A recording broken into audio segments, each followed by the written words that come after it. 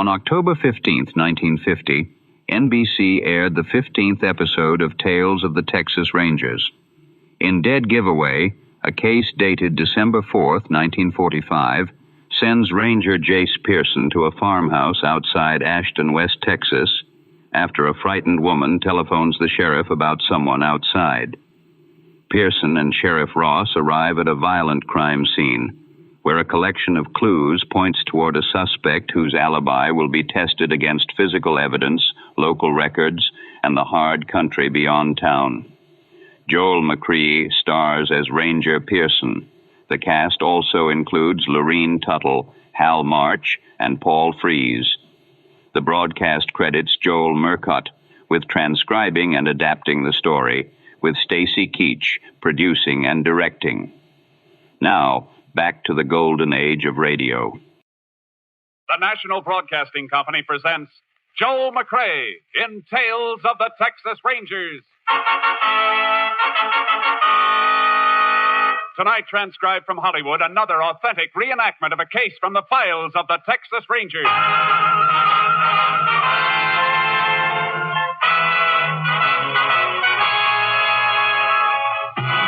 Tales of the Texas Rangers, starring Joel McCrea as Ranger Jase Pearson. Texas, more than 260,000 square miles. And 50 men who make up the most famous and oldest law enforcement body in North America.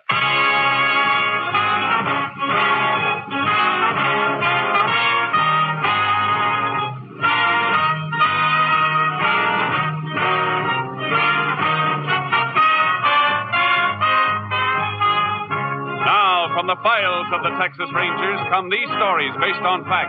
Only names, dates, and places are fictitious for obvious reasons. The events themselves are a matter of record.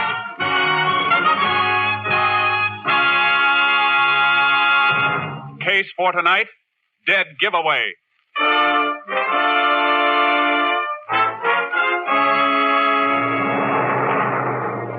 It is 1:30 a.m., December 4th, 1945.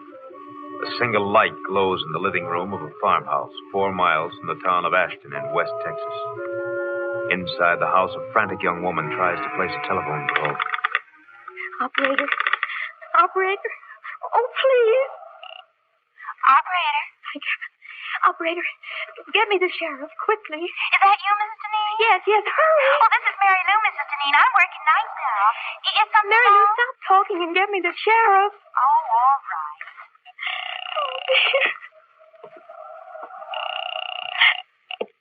Sheriff Ross speaking. Sheriff, this is Mrs. Deneen. You've got to come out to my house right away. Right away. Now, take it easy, Mrs. Deneen. What seems to be wrong? Somebody's prowling around outside, trying to get into the house. Isn't your husband there? No, he went to Abilene on business. Something woke me up, and I thought at first it was the bake. And then I heard a noise outside. Mrs. Deneen, what is it? Somebody came in. I'll be right there. Who are you? What do you want? Please!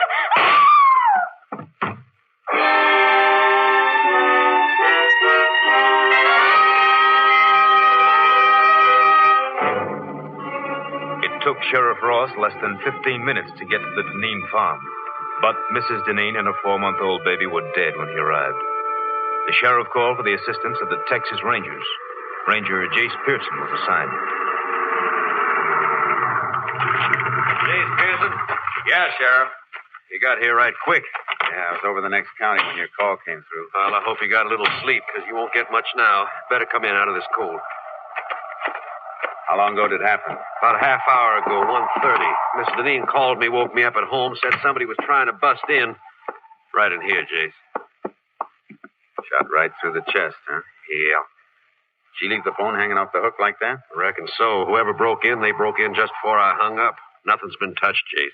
I know. I had a time getting past your deputies down the main road. The phone operator's been buzzing everybody. We don't want half the county barging in here messing things up, so I blocked them all. Good. Where's the baby? In there, the front bedroom. You can look if you want to, Jase. It's a little more than I can take twice. How old? Only 4 months, Jase. Little girl. Where'd he break in? Side door, I'll show you. Where's the husband? Abilene, on business. I called the chief of police there. He's going to check the hotels and notify him. Here's the door. It was wide open. That's how I got in to open the front door. Lock doesn't seem to be broken. Must have been picked. Deneen's keep much money around the house? As little or as much as most folks, I guess. But I don't think any's missing. There's Miss Deneen's purse on the kitchen table. Killer couldn't have missed that. You check it? Yeah, about $40 in it. It hasn't been touched. Motive wasn't robbery then, Sheriff. No. There's no sign of any other motive. But there's got to be one, Jase. Yeah. The toughest motive of all, because it's the easiest hidden. Hate. The kind of hate the devil wouldn't hold.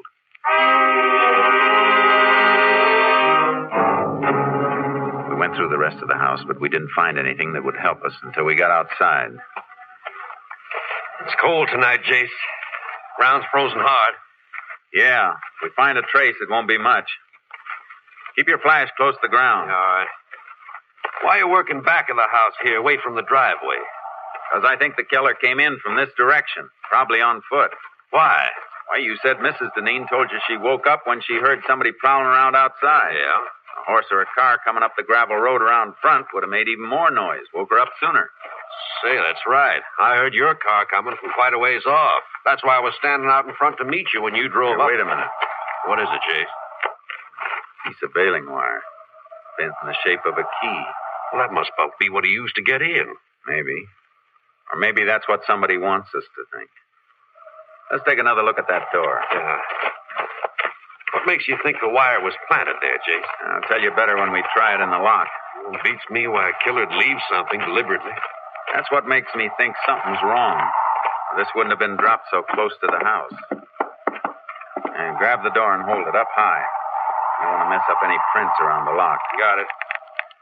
Now, let's see how this wire fits. Yeah. Goes in perfect, Jase. Yeah. Watch when I turn it. Yeah. Hey, wire's just twisting. And it'll keep on twisting. This wire isn't strong enough to turn the tumbler in the lock. Then how did the killer get in, Jase? If you ask me, Sheriff, I think he had a regular key.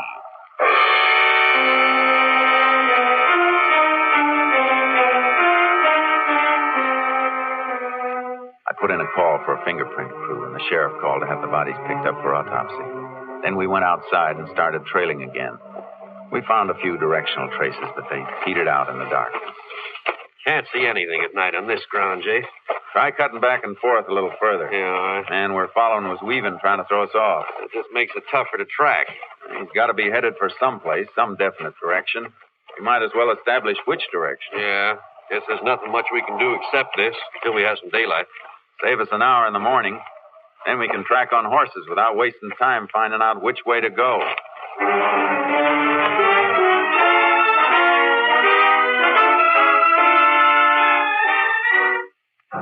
By sunup, we knew the killer's general direction had been west. The sheriff got his horse from town. I unloaded charcoal from the trailer, and we rode.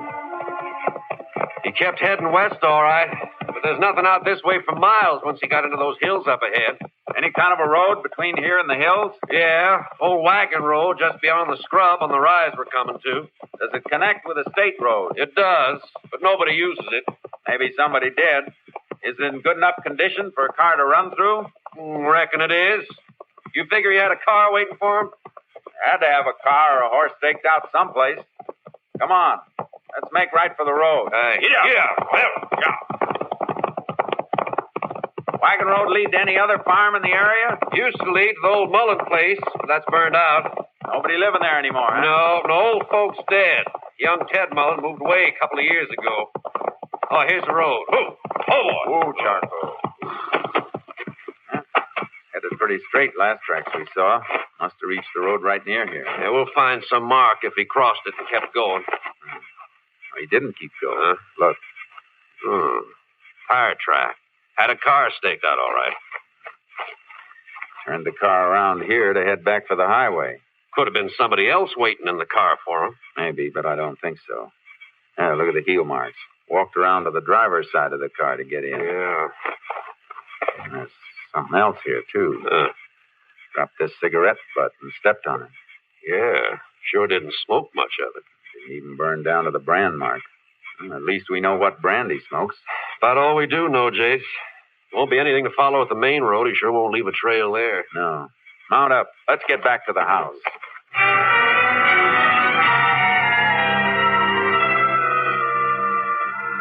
We rode back to Deneen's. As we came to the farm, we saw a couple of cars that hadn't been there when we left. Looks like company, Sheriff. Car next to mine belongs to our lab. The others must be the coroner's. Oh, coroner ought to have been and gone by now. No, that isn't the coroner's car, Jase. Blue sedan, that belongs to Walter Deneen. The husband? Yeah, must have got back from Abilene. Yeah, it's Deneen, all right. There he is, sitting on the side porch.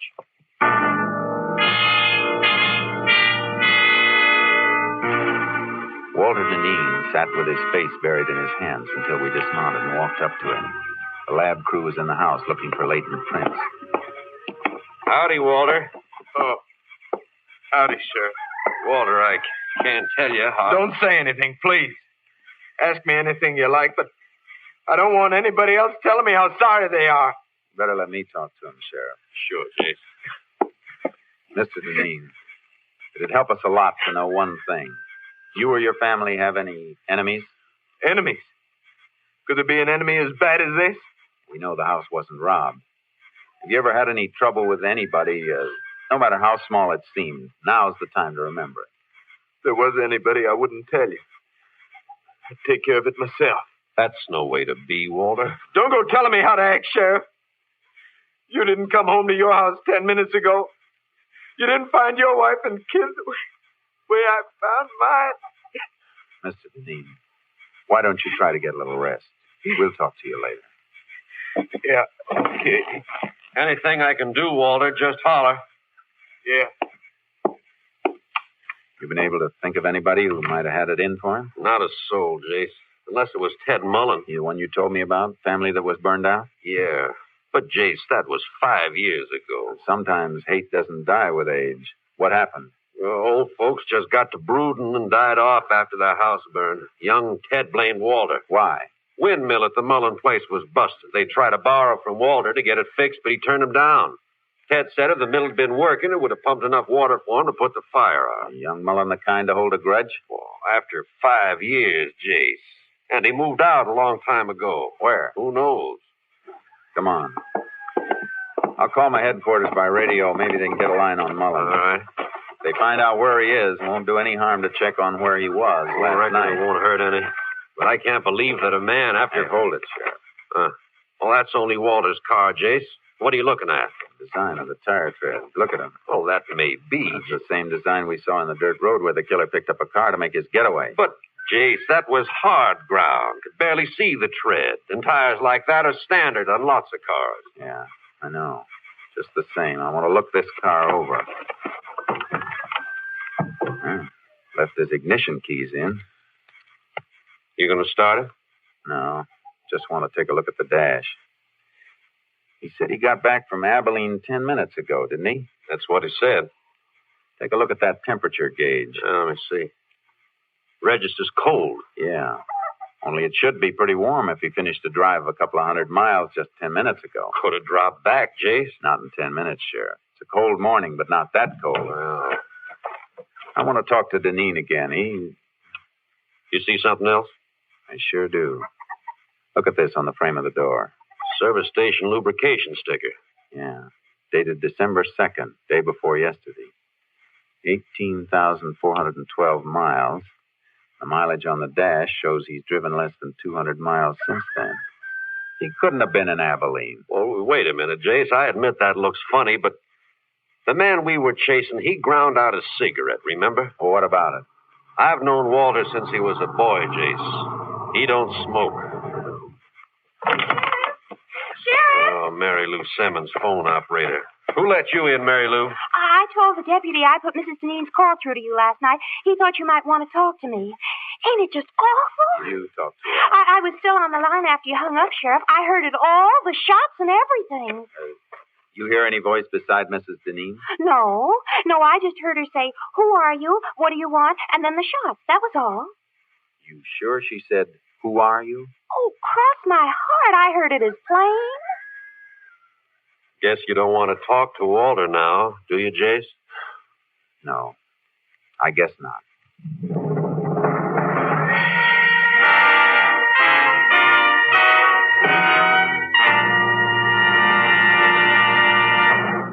are listening to Tales of the Texas Rangers, starring Joel McCrea as Ranger Jase Pearson.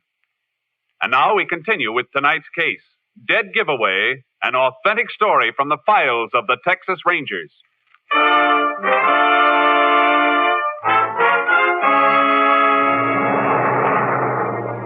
I didn't want to question Walter Deneen until I'd had a chance to check on his movements. The sheriff and I drove into town and called the Abilene police.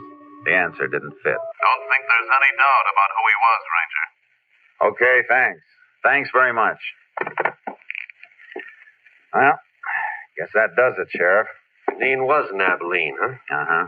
Checked into the Harris Hotel yesterday about noon. Checked out again at 2:10 this morning, right after the police notified him of the murder. Police could have spoken to anybody on the phone. And they didn't tell him by phone. Police sergeant went up and told him direct. Description of Walter tallies, too. But there's something that doesn't tally, though. Mileage on that car. Could be something wrong with the speedometer cable. Happened in my car a few weeks back. Maybe. I'll be back sometime tomorrow. Where you going, Jase? Abilene.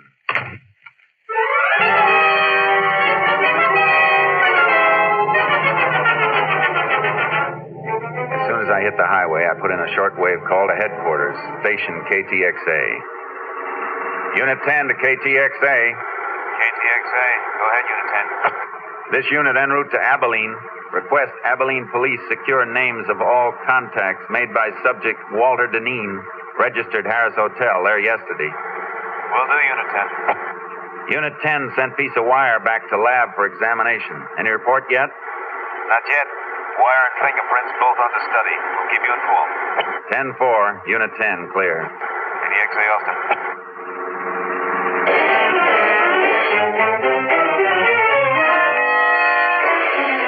When I reached Abilene, I got a complete rundown on Walter Deneen's activities. It was too complete.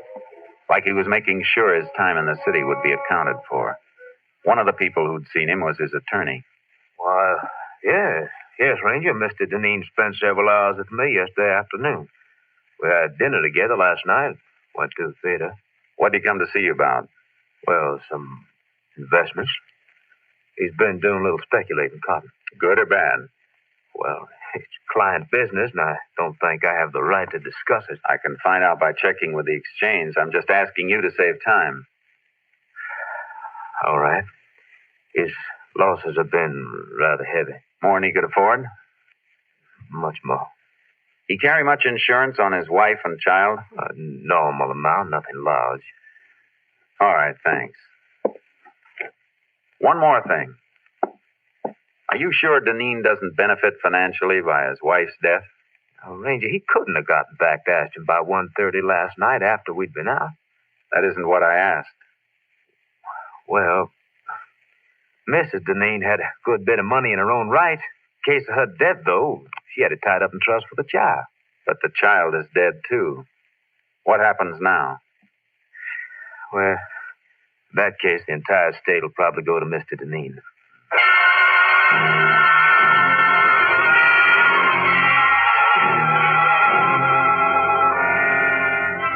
I made one more stop before I headed back to Ashton.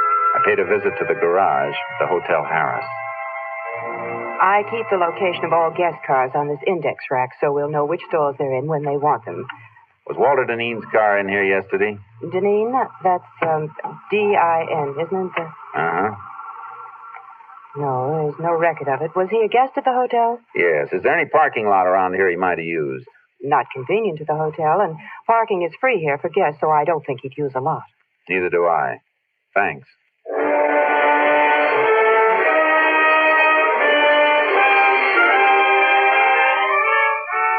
Before I left Abilene, I called my headquarters. They had a report. No strange prints had been found in Deneen's house. The wire key looked like a plant. I hung up and made another call to Sheriff Ross. I'm beginning to wonder about Walter myself, Jase. Why? He's been kind of curious about where you are. I told him you went to Abilene, just to see if it'd draw him out. Good. How'd he react? Kind of nervous. Then he said something about flying up to Abilene and back.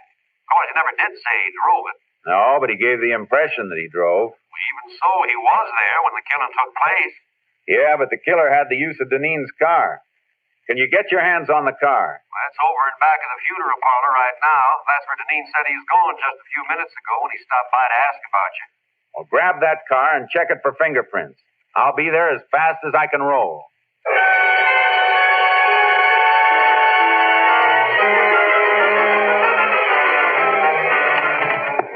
Oh, howdy, Jase. Car all worked over, Sheriff? Yeah, ought to have reports on the prints soon. Send them to Austin. Find any strangers? Quite a few of one set that weren't Deneen's. If they belong to a professional killer, there's a good chance he'll have a record. Where's Deneen? My deputies are out looking for him. Why? I thought he was at the funeral parlor. So'd I, until I went in to look for him after we finished on the car. The undertaker said he'd left more than an hour ago by the front door. Must have spotted you working over the car. Come on, let's find him. Yeah.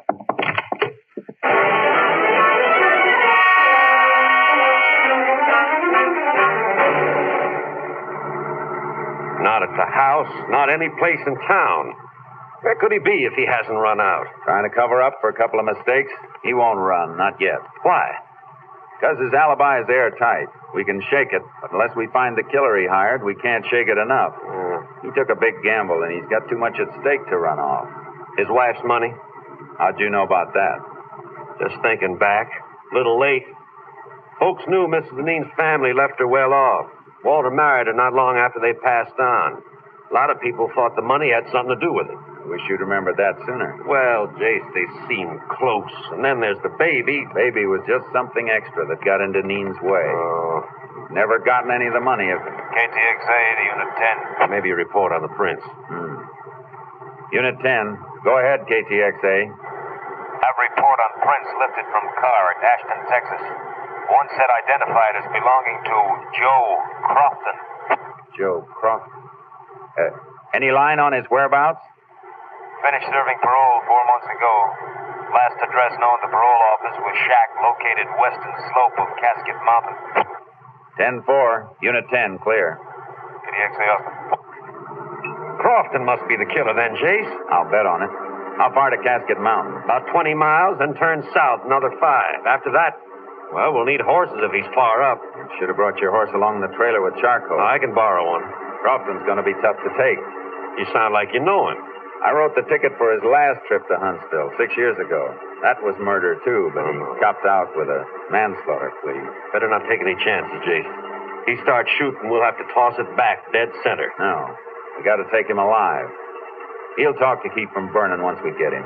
Yeah, I see. If Walter Deneen paid him to do the job, he's the only one who can break Deneen's alibi. That's right. So no matter what happens, we got to take him alive.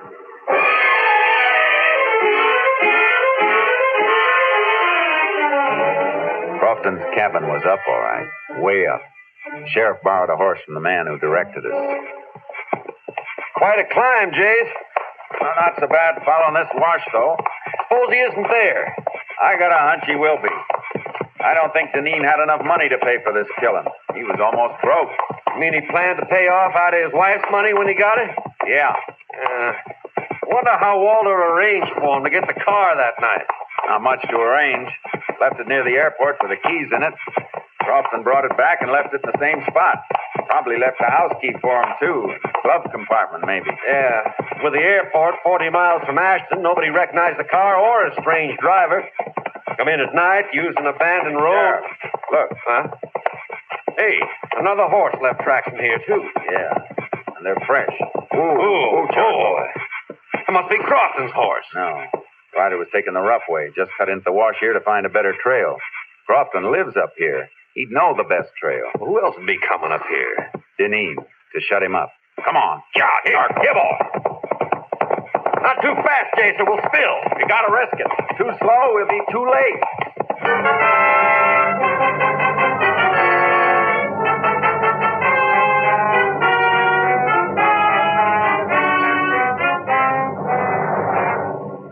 We reached the shack and crept up on it. There was no horse around and no sign of life. Tried to draw a fire by showing ourselves, but none came. We had to go in. All right.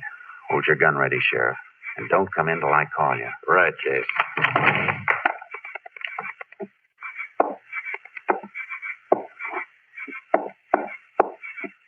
All right, Sheriff. Come in. Nobody here, huh? Oh, wait a minute. That Crofton? Yeah, that's him. Deneen got here first. Jase, this fella looks like he shot himself. Gun's in his own hand. Now, what's this paper beside him? Let's see. Jase, he did kill himself. This note says so. Confesses the murders, too. Sure it does. But Walter Deneen wrote that, and that note's gonna hang him. How do you know? You ever seen Deneen's writing? No, but I've seen Crofton's before. He signed his name with an X. Prison records show he's illiterate. Never could read or write. Come on, Sheriff. Gonna put out a pickup for Deneen? We'll pick him up ourselves. He can't be far off. But if he'd headed back down the wash, we'd have passed him on our way up. He must be going across the top of the mountain to go down the other side. Come on. Yeah.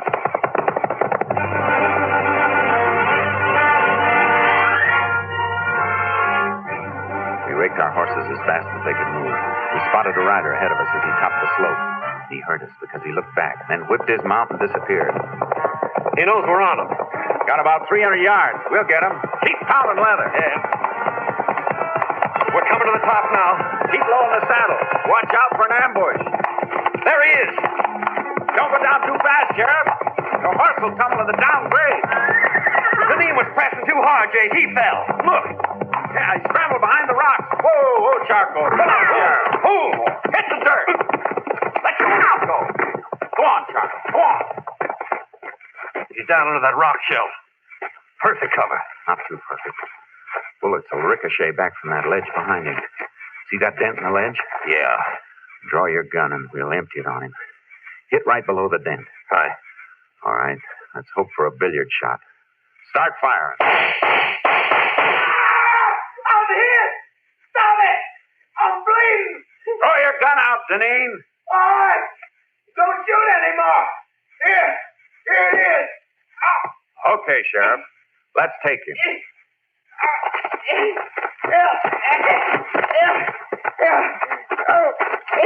I'm hit. And I was sorry for you, Walter, up until a few hours ago. You gotta get me to a doctor. You're not hurt badly. We'll get you to a doctor. All I want to know is how you met Crofton. Come on, Walter, talk up. I saw his picture in the paper when he got out of jail. I made a deal with him a couple of months ago. Yeah. A deal to wipe out your own wife and kid. Oh. Must be great to be as brave as you are.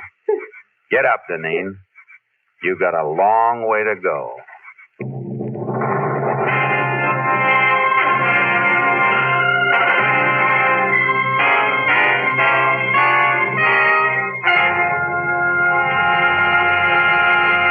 Walter Deneen confessed and made a plea for clemency. It was not granted. And on the 11th day of October 1947, he died in the electric chair at Huntsville.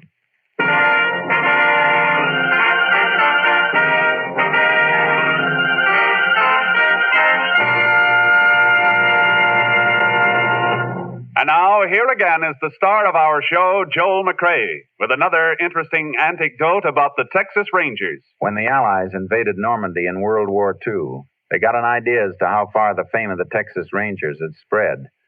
Both surrendering Nazis and liberated Free French said they knew the war was as good as over because the Texas Rangers had landed.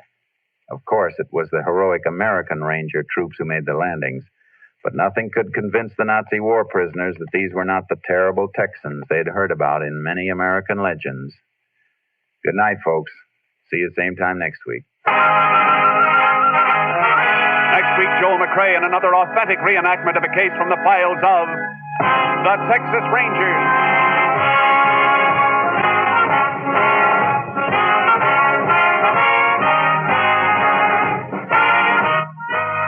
Joel McCrea is currently seen starring in the Universal International Technicolor production Saddle Tramp.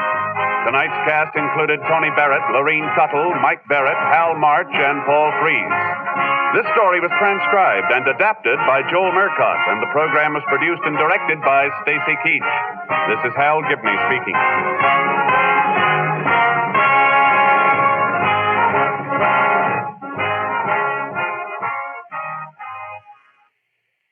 Three chimes mean good times on NBC.